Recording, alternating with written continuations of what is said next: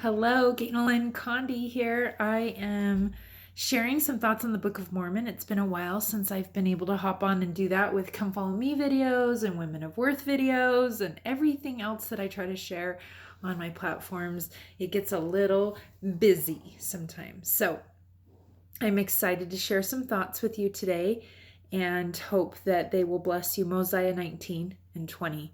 We're slowly making it all the way through the Book of Mormon, and I hope that you have continued to find Christ in studying that if you're also doing other studies in other book of scripture.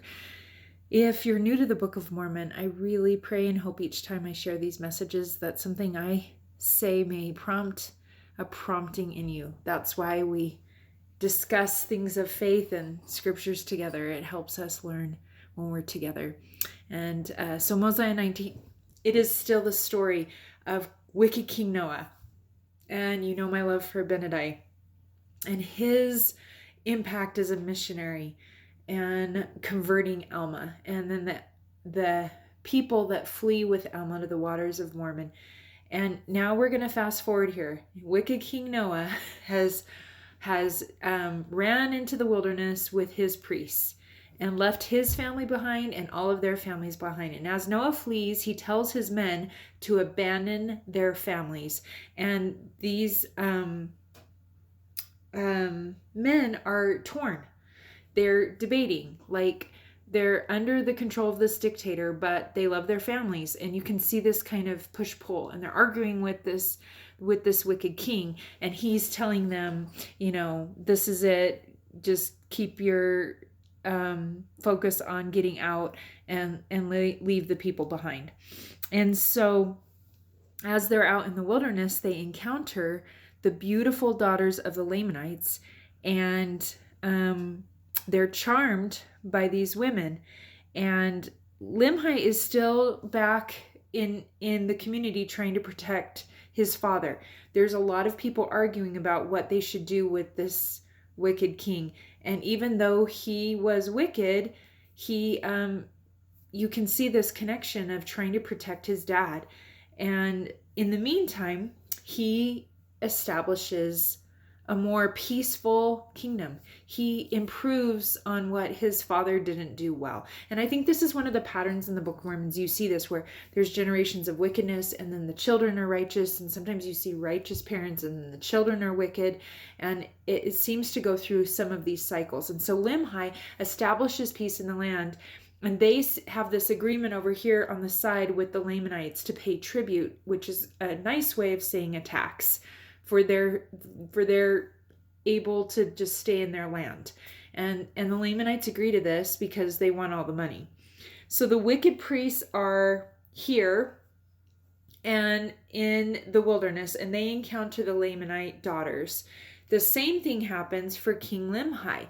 They have these beautiful daughters and women that soften the hearts of the Lamanites. And I think this is a really interesting thread through these two chapters, the power and influence of women. And I really hope that if you're a woman and you're listening to this, you're not hearing me say that, the power of the beauty of women is can change global policy. But I do believe there's something more unique here, that to me, the beauty that we have from inside of us, that light is the beauty that can persuade. So instead of thinking it as like they dressed really beautifully, their hair was perfect, they had really good makeup, they went to the gym all the time, they had been on the front of fashion magazines, that kind of beauty, I'm just going to suggest maybe their beauty was their light. Maybe the beauty was their countenance. And maybe their beauty was their goodness and their feminine power. And so this feminine power opens the door for this agreement between King Limhi's people and the Lamanites. And now we see where now women enter into the story even more. So now we're in Mosiah 20.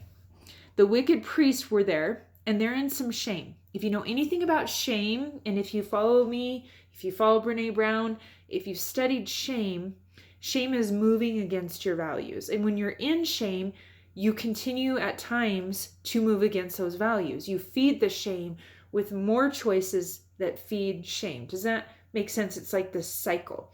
And so here the wicked priests are in conflict. They have walked away and moved against their value. Their value is their family. They've moved against that by running off with wicked King Noah into the wilderness. So they're in a shame storm. They're in conflict. They know what they should probably be doing, but they also know what they've been doing under the rule of King Noah, and they're in conflict. And so all of a sudden, what do we see happen here? They leave their families, they're in conflict, and when we're in shame, we do things to numb that pain. They encounter these Lamanite daughters, and I believe they kidnap them to take advantage of them to numb their pain. And I think if you're having any Book of Mormon study in your family, or as you're reading the scriptures, this is a beautiful way to liken the scriptures unto you. Where do you do that? We all do that. We all get into shame, and then we look back and go, well, why did we get into that shame? Is it a story we're telling ourselves? Did we violate our boundaries? Did we violate our values?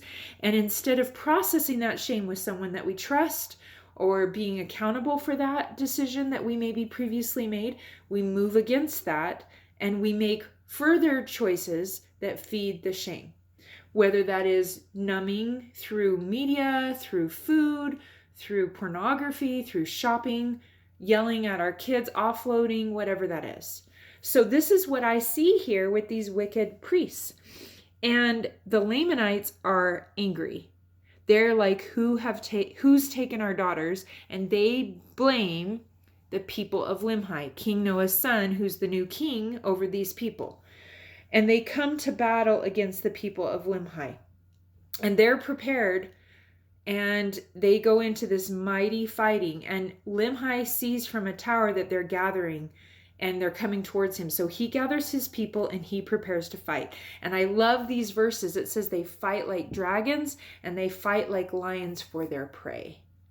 Have you ever had something that is a righteous enmity, which is anger towards something that is wrong, that you should be fighting against?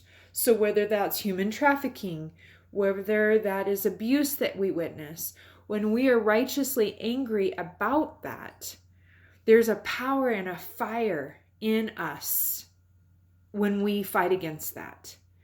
And to stand up and say, no, this is not okay, is okay. And so here Limhi is like, no, I'm going to defend my people. This is not okay. You're going to have to tune in for our next video to see what happens next if you don't know this story. What happens when the Lamanites come against the people of Limhi? Now, what happens also to Noah with his wicked priests? What do they do? What do they do to this wicked king? And eventually we find he is killed too. He's killed in chapter 19 in the way that Abinadi was killed. And that is a fulfillment of the prophecy of Abinadi. I love the image of this tower that Limhi can see the Lamanites coming upon his people. And I testify that we have towers and watchmen upon those towers today to help us prepare for the gathering of armies that may come to attack us. Do we have towers and watchmen within our homes? Are we watching to see what's coming into our homes? Are we aware on this tower of where shame cycles are happening in our families? Numbing is happening in our families. I think these are really interesting things to ponder, to consider with the Spirit, to wrestle with the Lord, to see as parents where we can improve.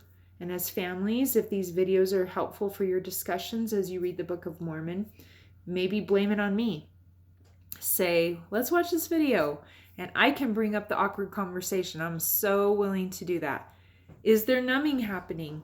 Maybe teaching our kids about that shame cycle, that when we move against our values, then if we don't process that shame effectively, then we keep making choices to feed and cover that shame. Thank you for joining me here for the Book of Mormon Thoughts, and we'll see you again soon.